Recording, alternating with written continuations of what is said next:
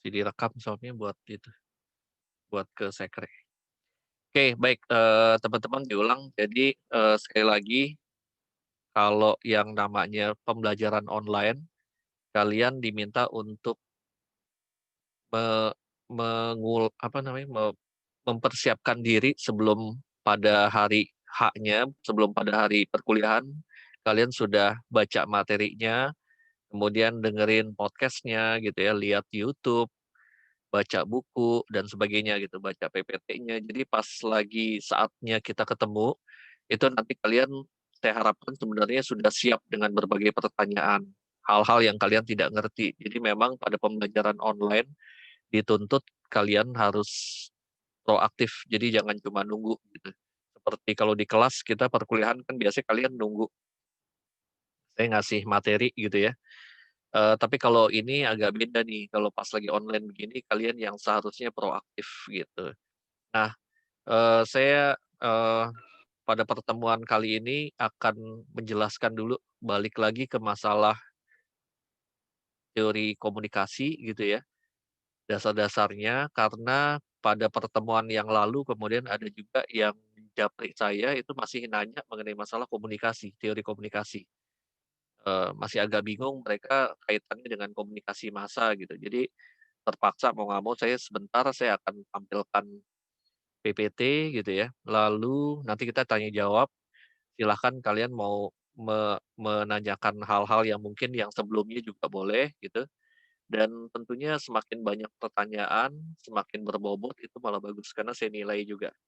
Jadi nanya aja udah bagus, kalau nggak ada yang nanya saya yang balik nanya gitu ya. Baik, teman-teman semua akan dipersiapkan catatannya. Oke, kita mulai di sini. Saya pikir kalau teman-teman yang dulu pernah di teori pengantar komunikasi, dulu udah pernah ya saya tampilkan ini juga slide ini. Baik, memahami komunikasi. Jadi kalau, teman-teman punya bukunya Everett Rogers gitu ya, Communication Technology. Nah, dia menyebutkan mengenai masalah perkembangan komunikasi manusia dapat ditelusuri sejak 4.000 tahun sebelum Masehi gitu ya. Ini dasar dari ilmu komunikasi, ini kita bicara masalah komunikasi dulu gitu. Tapi nanti kita akan masuk ke komunikasi massa gitu ya. Karena urutannya tuh antara teori komunikasi dengan komunikasi massa tuh urutannya ketat banget gitu. Jadi kadang-kadang nggak bisa dibedakan lagi antara yang komunikasi gitu ya, karena dia seiring gitu ya. Nah, perkembangan komunikasi manusia itu dapat ditelusuri sejak 4.000 tahun sebelum Masehi dan perkembangannya itu bisa dibagi dalam 4 era perubahan. Yaitu yang pertama era komunikasi tulisan gitu ya, sejak bangsa Sumeria mengenal kemampuan menulis dalam lembaran tanah liat, kemudian ada lagi yang disebut dengan era komunikasi cetak, kemudian yang ketiga era komunikasi telekomunikasi, yang keempat adalah era komunikasi interaktif. Perhatikan di sini, dari keempat ini, ya, keempat era ini, semuanya mereka menggunakan apa, yaitu media, gitu. Jadi pada era komunikasi tulisan, bangsa Sumeria sudah menggunakan media lembaran tanah. Sama seperti misalnya di Indonesia itu juga, pada zaman dulu ada etnis-etnis tertentu, suku-suku tertentu pada masa lampau itu bikin tulisan gitu ya, itu di daun lontar, di prasasti gitu. Kemudian muncul era komunikasi cetak 1456. Nah, ini juga media yang, dilihat di sini bahwa media yang digunakan itu adalah media cetak, kertas gitu ya. Lalu era komunikasi telekomunikasi, penemuan alat telegraf, ini juga media juga gitu ya. Medianya kemudian nanti akan berkembang menjadi media radio, media televisi. Dari awalnya telegraf, kemudian makin lama teknologi makin berkembang menjadi radio dan televisi.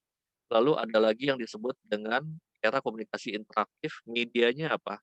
Medianya adalah internet ya, alatnya komputer, tapi base-nya gitu ya, platformnya dia ada internet. Oke, kemudian lah, mau ke bawahnya kok susah ya? Oke, kata komunikasi sendiri berasal dari kata communicates, artinya berbagi. Jadi kalau dilihat dari definisi atau konsepnya gitu ya, pemahamannya, komunikasi itu menunjuk pada satu upaya yang bertujuan berbagi untuk mencapai kebersamaan. Ini kalau kita lihat di Webster kan satu proses pertukaran informasi. Gampangnya sih begitu ya. Yang disebut dengan komunikasi adalah proses pertukaran informasi di antara individu melalui sistem lambang, tanda, tingkah laku. Lambang tuh apa sih? Ya kalau kita berbicara itu udah lambang, bahasa adalah lambang gitu ya. Bahasa melalui suara itu kan lambang gitu, percakapan kita nih lambang. Tanda-tanda, misalnya kita bikin tulisan, itu kan tanda gitu ya, itu juga lambang. Kemudian tingkah laku ketika kita melambai, ketika kita menutup mata itu juga adalah lambang gitu. Lambang tapi diproyeksikan dalam bentuk tingkah laku. Jadi itulah yang disebut komunikasi. Komunikasi itu nggak selalu harus bersuara, komunikasi juga tidak harus selalu dengan tulisan gitu ya, tapi komunikasi bisa dengan, eee, tanda-tanda perilaku, gesture gitu ya. Jadi seiring dengan perkembangan ilmu komunikasi sebagai ilmu pengetahuan multidisiplin, dan definisinya kemudian juga, semakin beragam gitu. Kemudian definisi yang diberikan oleh para ahli itu semakin banyak tergantung dari si ahlinya. Ahli komunikasinya ini background-nya apa gitu. Kan banyak ya, ada ahli komunikasi yang dia background-nya sebenarnya awalnya dari psikologi, ada yang ahli komunikasi berawal sebelumnya dia adalah ahli teknologi gitu ya, ahli elektronik, itu banyak banget gitu. Ada yang ahli sosiologi. Jadi definisi yang diberikan itu kadang-kadang juga tergantung dari si si orang ini, si ahli ini dia sebenarnya background awalnya dia apa. Karena ilmu komunikasi sendiri adalah ilmu yang multidisiplin sebenarnya. Jadi dia ngambil-ngambil dari berbagai, disiplin ilmu yang lain. Nah, kalau misalnya dilihat di sini ya, Hovland dan Janis and Kelly yang terkenal si Hovland ini ya. Dia menyebut definisinya komunikasi adalah suatu proses di mana seorang communicator menyampaikan stimulus. Stimulus itu rangsangan dalam bentuk kata-kata dengan tujuan mengubah atau membentuk perilaku orang lain. Kalau Hovland ini dia kalau saya nggak salah dia adalah, background seorang psikolog. Jadi dia melihat bagaimana kalau suatu pesan disampaikan dan kemudian pesan tersebut berimbas kepada perubahan perilaku khalayak atau audiens. Tapi kalau Bersison and Steiner itu bilang, beda lagi definisinya dia, yaitu komunikasi adalah proses penyampaian informasi, gagasan, emosi, keahlian lain melalui simbol-simbol seperti kata, gambar, angka, dan lain-lain. Jadi kalau si Bersison ini dia lebih ngelihat kepada masalah, bagaimana penyampaian informasinya dengan berbagai lambang-lambang tertentu gitu. Jadi banyak banget ya. Laswell itu beda lagi, definisinya. Kalau Laswell itu terkenal dengan definisinya, melalui konsep, eee, siapa mengatakan apa dengan saluran apa kepada siapa, who say what gitu ya, in which channel, to whom, with what effect. Jadi apa dampaknya gitu. Jadi itu lebih lengkap lagi yang dikatakan oleh Laswell.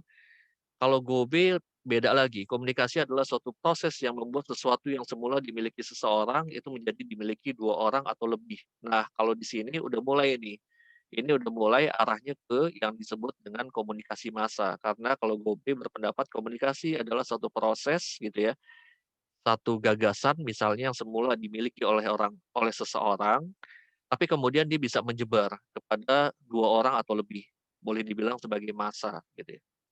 Jadi komunikasi di sini nggak selalu terjadi dalam arah sifat konteks yang positif, tumbuh saling pengertian, bisa juga yang disebut dengan komunikasi itu konflik, cekcok, marah, berkelahi, dan sebagainya gitu. Lalu, jadi, kalau balik lagi nih, saya yakin teman-teman mungkin masih ingat ini cuma sekedar me-refresh saja mengenai masalah teori komunikasi. komunikasi adalah proses, komunikasi adalah upaya yang disengaja gitu ya, macam-macam ya dari definisi dari berbagai ahli. Ada yang bilang komunikasi harus ada kerjasama dari pelaku, kemudian ada yang bilang komunikasi itu bersifat simbolis, tanda-tanda, kemudian ada lagi ahli yang mengatakan komunikasi bersifat transaksional, dia harus ada respon. Jadi seseorang ngomong apa itu baru bisa disebut komunikasi kalau itu direspon, tapi kalau nggak mendapat respon itu bukan komunikasi. Ada lagi yang bilang, "Wah, komunikasi itu harus dia menembus faktor waktu dan ruang." Nah, inilah yang arahnya ke arah komunikasi massa, di mana kalau komunikasi massa itu pesan itu bisa menembus waktu dan ruang, gitu ya. Jadi orang yang ada di belahan dunia yang lain gitu ya, misalnya di Amerika itu kita bisa menyampaikan pesan dari Indonesia ke Amerika. Ruangnya udah beda, waktunya juga bisa dipersempit dari harusnya misalnya kalau zaman dulu pakai pesawat menyampaikan pesan gitu ya, pakai kapal laut gitu, tapi kalau sekarang itu dengan sekejap. Dengan memahami karakteristik komunikasi massa gitu ya, kita bisa lihat bagaimana penyampaian pesan dengan tujuan tertentu gitu, lebih mudah menyampaikan pesan dengan tujuan tertentu. Nah, jadi ada satu kesamaan dan kemudian barulah kita akan paham bahwa di dalam penyampaian pesan kepada khalayak gitu ya, bagaimana cara kita menyampaikan pesan kepada khalayak lebih dari satu orang dan kemudian bagaimana dia bisa penyampaian tersebut bisa menembus waktu dan ruang gitu. Dan itu harus menggunakan yang namanya media gitu. Itulah kita bicara dalam satu ranah khusus yang disebut dengan komunikasi massa gitu ya. Jadi, pada dasarnya kalau kalau kita belajar komunikasi massa gitu ya, ini kajiannya memang perlu pendekatan multidisiplin dan tujuannya adalah tujuan dari mempelajari komunikasi massa, tujuan dari komunikasi massa, sorry ya, itu adalah to inform, to educate, to entertain, to influence. Jadi kalau kita mengirim pesan kepada audiens gitu, audiens yang lebih dari satu orang, jadi audiensnya banyak, itu tujuannya apa sih? Antara lain tujuannya yang pertama adalah to inform. Kita menginformasikan sesuatu kepada khalayak. Atau barangkali yang kedua, yaitu untuk memberikan pencerahan, pendidikan, penjelasan gitu ya, kepada masyarakat. Atau untuk untuk menghibur, dan yang terakhir adalah to influence, untuk mempengaruhi khalayak gitu. Jadi ujung-ujungnya kalau kita mempelajari yang disebut dengan komunikasi massa, itu kisaran itu di 4 ini gitu. Kira-kira seperti itu. Kemudian, fungsi sosial media massa itu ada beberapa fungsi ya. Nah, yang pertama itu adalah ada 3, yaitu yang pertama social surveillance, yaitu pengawasan sosial, yang kedua adalah korelasi sosial ya, dan yang ketiga adalah sosialisasi. Kalau yang pertama fungsi pengawasan sosial, jadi bagaimana melalui komunikasi media gitu ya, komunikasi massa yang menggunakan media gitu, eee, media tersebut kemudian bisa menjadi alat untuk melakukan pengawasan sosial. Barangkali teman-teman pernah dengar kalau yang disebut dengan media, dia merupakan disebut juga media adalah pilar keempat. Media massa sering disebut sebagai pilar keempat dalam sebuah negara yang demokrasi. Nah, disebut pilar keempat adalah sebagai, pilar yang berikut setelah yang legislatif, eksekutif, dan yudikatif. Dan pers gitu ya, atau media, itu dia melakukan pengawasan terhadap yang lain, terhadap yang legislatif, eksekutif, dan yudikatif ini gitu. Itu yang disebut dengan fungsi pengawasan sosial. Kemudian yang kedua, ada fungsi korelasi sosial, memberikan informasi dan interpretasi menghubungkan satu kelompok sosial dengan kelompok yang lain. Jadi media gitu ya, media di dalam komunikasi massa itu juga berfungsi untuk menghubungkan, misalnya dalam satu negara ada pulau-pulau tertentu, orang-orang yang terisolir gitu ya, antara satu provinsi dengan provinsi, menghubungkan antara satu negara dengan negara lain, memerlukan media, gitu.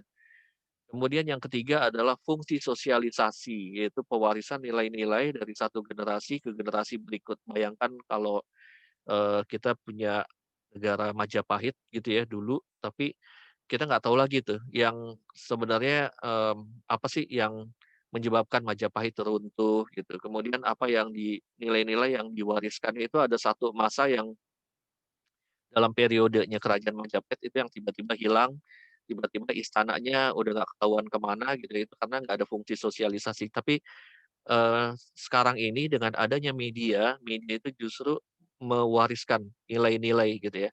Jadi kita tahu kesejarahan dari satu negara, kesejarahan dari satu, apa, struktur sosial gitu ya.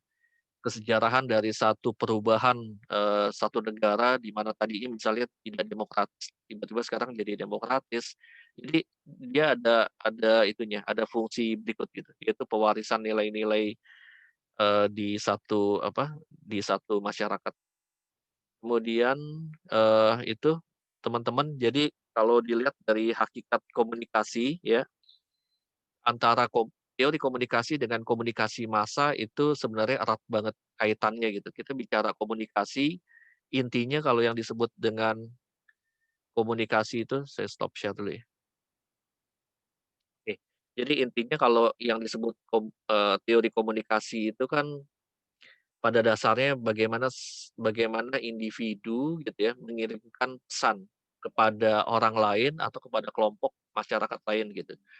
Nah, tapi kalau kita bicara komunikasi massa, dia cakupannya adalah ketika pesan tersebut disampaikan oleh satu pihak kepada pihak lain, tapi pihak lain yang nerima itu dia pastinya adalah audiens yang dalam jumlah banyak. Dan kemudian audiens itu juga bukan berdekatan seperti kita ngomong di lapangan gitu, bukan. Tapi dia bisa jauh, kemudian ada di tempat-tempat yang terpecah-pecah di, banyak tempat gitu ya. Jadi bagaimana caranya? Yaitu dengan menggunakan media. Nah, itulah yang kita pelajari, yang disebut dengan, komunikasi massa itu adalah bagaimana penyampaian pesan dari satu pihak ke pihak lain gitu ya, tapi dia menggunakan yang namanya medium gitu. Kalau bahasa itunya, bahasa apa, Inggrisnya untuk majemuknya kan media, kalau, singularnya kan itu, medium. Nah gitu ya, jadi kira-kira, pengertian garis besarnya gitu ya, benang merahnya antara komunikasi dengan komunikasi massa sebenarnya seperti itu. Supaya teman-teman nggak bingung gitu, karena kemarin saya lihat dari tugas, kemudian dari ada beberapa yang ngechat, kayaknya arahnya masih agak itu. Mudah-mudahan sih, udah paham ya. Sampai di sini dulu ada pertanyaan nggak kira-kira? Mengenai masalah komunikasi massa, mengenai masalah komunikasi gitu ya, mengenai masalah media, barangkali ada yang mau ditanyakan silahkan, eee, boleh pertanyaan yang dari pertemuan pertama juga boleh, karena kemarin kan kita asinkronus, kita nggak sempet gitu ya, interaksi. Dipersilakan teman-teman semua kalau ada yang mau tanya. Halo? Ya, ada yang mau tanya dipersilahkan ya. Nggak usah khawatir, malah saya nilai, kalau yang nanya saya nilai gitu. Karena kalau kalian nanya itu saya anggap kalian baca gitu. Ngomong-ngomong udah baca semua nggak itunya, buku yang teori komunikasi massa ya, eee, kelihatan nggak? Ini bukunya, itu tadi sudah saya kirim di Brightspace kamu yang edisi bahasa Indonesia. Ini yang karangannya Mcquell edisi bahasa Indonesia, itu tadi sudah saya kirim ke, konten Brightspace-nya. Udah dicek belum? Belum? Belum sih, Pak. Baru baca yang bahasa Inggris, Pak. Ya bahasa Inggris ya? Belum, Pak, masih bahasa Inggris. Ya, Iya, Pak. Translate baru dulu. baru sekitar berapa menit yang lalu deh saya posting itu gara-gara ada teman kamu, ada kakak kelas kamu di kajian, dampak kajian media, kelas dampak kajian media gitu ya. Saya baru tadi sebelumnya saya ngajar yang kelas kajian dampak media itu, dia ternyata punya e-book yang pakai bahasa Indonesia gitu. Jadi udah dia kirim ke grup, lalu ya saya, kirim ke kamu, karena saya nggak punya yang bahasa Indonesia, punyanya bahasa Inggris. Baru dapat tadi gitu. Jadi kalau kalian agak kesulitan baca yang bahasa Inggris, silahkan menggunakan yang bahasa Indonesia. Pengalaman saya sih kalau yang bahasa Inggris memang kebanyakan teman-teman mahasiswa jarang ada yang mau baca.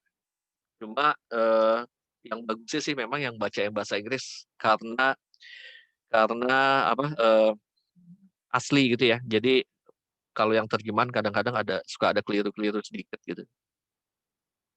Oke, silakan kalau ada yang mau tanya. Kemudian yang kedua, saya memposting juga tugas buat hari ini ya, yang saya anggap ini nanti, menjadi salah satu yang diperhitungkan di dalam TM.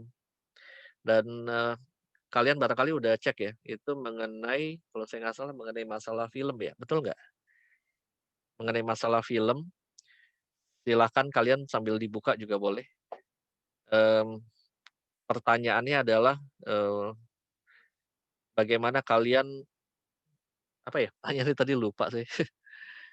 Bagaimana jika, kenapa film, bukan bagaimana, kenapa film itu menjadi salah satu, eee, alat ya, salah satu media komunikasi massa, salah satu media dalam komunikasi massa. Nah, itu yang saya harapkan teman-teman nanti bisa jawab. Tapi kalian kira-kira paham ya, kalau kita bicara komunikasi massa ya, kita bicara media. Dan ketika kita bicara media, itu kita bukan cuma bicara koran, kita bukan cuma bicara masalah portal berita, bukan cuma bicara masalah stasiun televisi atau stasiun radio gitu. Tapi seperti film pun itu adalah teks, itu sebagai media gitu ya. Kemudian apalagi ya sebagai media, eee itu game online. Game online itu juga media komunikasi massa. Aneh nggak kira-kira kalau menurut kalian? Ada yang bisa menjelaskan nggak? Kenapa game online bisa menjadi media komunikasi massa? Nggak ada yang ngomong. Saya cek ya, ini teman-teman jangan-jangan udah pada kabur semua. Oke, Nur Azizah ada? Silakan di-unmute Nur Azizah. Ya, nggak nyaut, berarti orangnya nggak ada. Nida Nida Nazla, halo? Nida Nazla, dengar suara saya? Iya, nggak nyaut juga. Berarti semuanya tutup. Ya, oke, teman-teman, kita tinggal beberapa menit lagi, silahkan dibuka semua videonya, saya pengen lihat yang sebenarnya masih ada di sana siapa aja. Julio, iya, Julio bisa di-unmute, Julio? Iya Pak, kenapa Pak? Ya, kalau Bapak menurut maaf Julio tadi putus-putus. Menurut Julio gimana? Kenapa game online itu disebut sebagai media dalam komunikasi massa? Apa ya hubungannya antara game online yang suka kamu mainin dengan media massa gitu? Kenapa Saya dia di game masuk dalam komunikasi massa juga? yang ada di game online kan kita Ya, juga berinteraksi sama orang-orang lain ya Pak. iya, Mungkin sama dari orang-orang lain itu kita bisa dapat berita baru dari dia, entah iya. mungkin dari negara lain pun bisa Pak. Kita ketemu Iya, orang baru dari negara lain, berita dari negara dia sendiri, kita tangkap, kita heeh, pelajarin Pak, gitu sih menurut saya. betul. Jadi ketika kamu main game online pun kamu berinteraksi ya dengan orang lain ya. Dan di Iya. situ kamu juga bisa mengirim pesan gitu. Kemudian gamenya sendiri, game online sendiri itu sering juga dia membawa pesan tertentu gitu. Saya pernah waktu itu ada mahasiswa saya pernah bikin bukan disertasi, skripsi mengenai game online. Ternyata game online-nya itu membawa pesan mengenai masalah berhati-hati dalam kewaspadaan dalam bekerja, berhati-hati dalam pekerjaan gitu ya. Ada lagi yang misalnya game online yang dia membawa pesan masalah lingkungan hidup misalnya gitu. Tapi ada juga yang seperti kalau nggak salah PUBG ya. Itu yang perang-perangan itu apa tuh? PUBG kan. Itu pesannya kan pesan menghancurkan musuh gitu ya, menghancurkan kebatilan, terorisme dan sebagainya. Jadi itu ada pesan-pesannya. Kalau film kira-kira apa ya sebenarnya ya? Kenapa film juga bisa disebut sebagai media massa ya? Ada yang punya Izin pendapat nggak? ngomong, Pak. Oke, tadi Ya, Pak. Julio, sekarang Dimas ya dapat nilai. Dimas kira-kira apa Dimas? Ya, menurut saya kan kenapa masuk komunikasi massa karena pertama penyampaian penyampaian masanya banyak luas kan Ya. dengan pendistribusian film ke seluruh dunia otomatis masanya heterogen juga tuh Pak. Dan melalui medianya apa? Medianya banyak sekarang platformnya bisa di streaming ataupun ke bioskop langsung. Jadi dan di setiap di setiap film juga pasti ada menyampaikan pesan-pesan tertentu kan Iya, Pak. betul. Betul sekali, Itu yang jawabannya menurut bagus banget. Iya. itu yang menurut saya kenapa film juga termasuk salah satu medium untuk komunikasi massa. Itu Pak Itu menurut dia, saya. betul, betul sekali. Jadi film itu adalah teks gitu ya. Dalam teks atau artefak budaya. Film itu dia nggak hadir dengan sendirinya, tapi film itu muncul itu juga karena dipengaruhi oleh konteks sosial, konteks budaya setempat gitu. Jadi dalam film itu ada pesan-pesan tertentu gitu. Misalnya kayak film G30 SPKI itu ada pesan mengenai kewaspadaan terhadap komunisme. Jadi pokoknya dalam hampir semua film itu pasti ada pesan terselubung. Film Joker itu juga ada pesannya, hati-hati jangan ngebully orang lain, entar orang bisa jadi penjahat dari tadinya baik jadi jahat gitu. Jadi pasti ada pesan tertentu dan itu kan ditonton oleh banyak orang, audiensnya massa gitu ya. Itu sebabnya film itu juga disebut sebagai media dalam komunikasi massa. Itulah nanti yang akan kalian kerjakan, habis ini ada tugas ya, kalian nanti silakan eee, apa, langsung ke e-learning, BS kalian, kemudian nanti dikerjakan tugasnya, dikasih waktu selama sekitar 1 jam gitu ya. Kalian nanti buka aja saya sudah kirim buku yang ini dalam e-book-nya, itu nanti kalian buka aja di bab bab 1 itu ada yang mengenai film, ya. Sekali lagi kalian nanti nggak sulit, kalian bisa open book, buka aja di e-book yang sudah saya kirim, di bagian kalau saya nggak salah di bab 1 itu ada mengenai film gitu ya. Bentar. Nanti kalian bisa cuplik-cuplik, eee,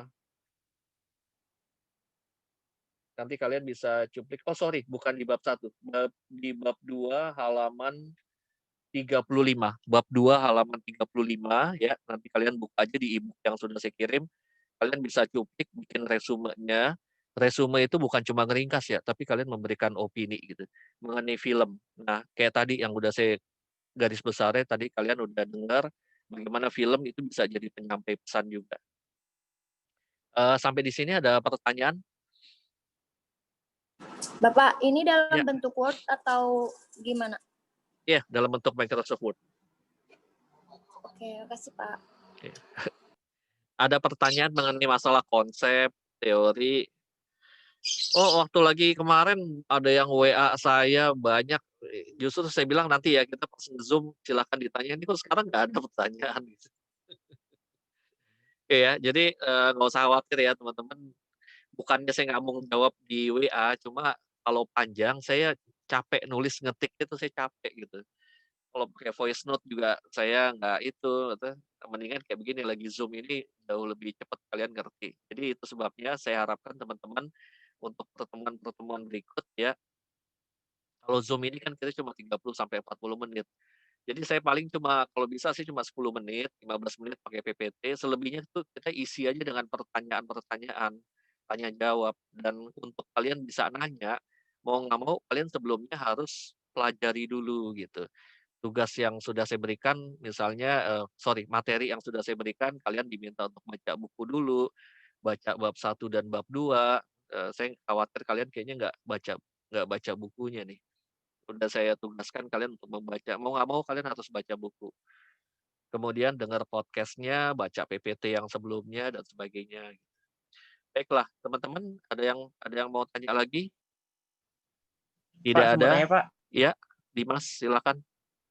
Pak, saya mau tanya Pak soal gimana ya soal komunikasi massa. Ya. Komunikasi massa ini kan salah satu maksudnya komunikasi massa erat keterkaitan sama pers. Pers ini kan salah satu 4 pilar ya Pak, dari yudikatif, legislatif, dan Eksekutif. eksekutif.